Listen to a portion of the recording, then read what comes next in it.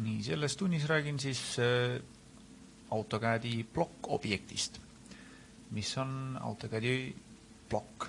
Plokk on siis üks selline objektide kogum.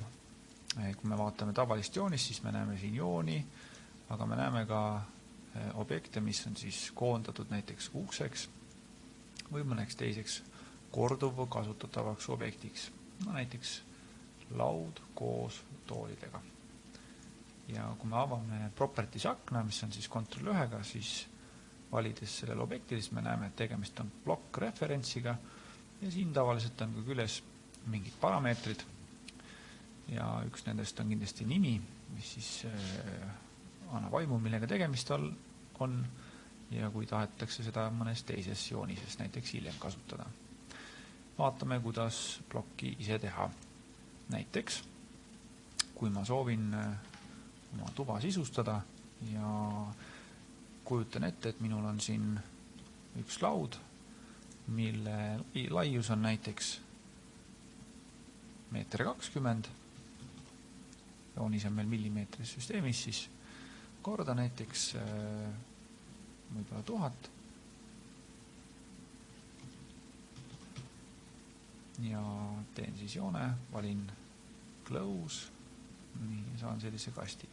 No ilmselgelt võib-olla meetri sügavune laud ei ole sobilik siia, aga teeme ta siis näiteks 400 ühikut kõnemaks.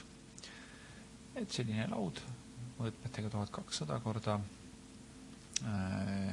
600 ja teen siia võib-olla taha siis ka sümboolse sellise näiteks tooli, et joonistan siis vaba käega või siis annan siia näiteks mõõtmed, et mis tooli mõõtmed võiks olla, ütleme näiteks 400 ja 500 näiteks saan sellise kasti siia. No, nüüd ma saan vaadata, kuidas ma seda kasti tahan siis paigutada.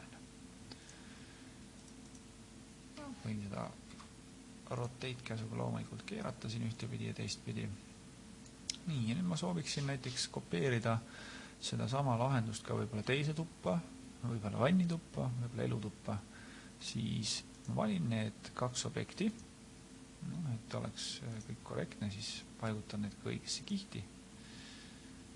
Ja olles need objektid valinud, siis ma leian ülevalt ribonilt plokk alameatuse, kus mul on siis võimalik ise luua see plokk objekt.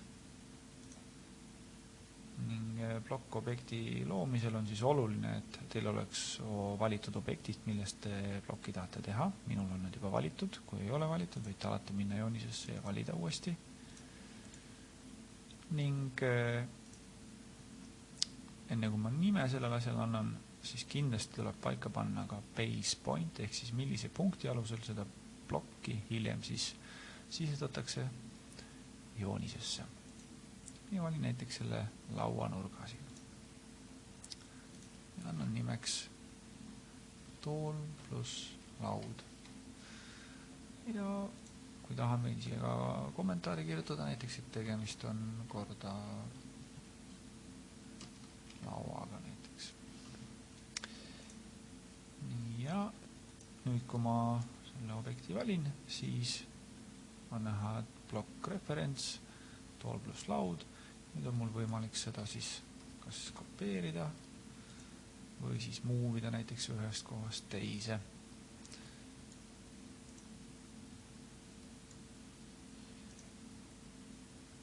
Paneme siis vannituppaga laua. Ja sedasi siis saab koostada plokk-objekti, mis koosneb mitmest erinevast objektist. Näites oli siis lihtsalt 2 joont tehtud. Plokki koostamisel siis on loomulikult võimalik mul seda ka hiljem nii-öelda ära lõhkuda. Selleks on AutoCADis olemas käsklus explode,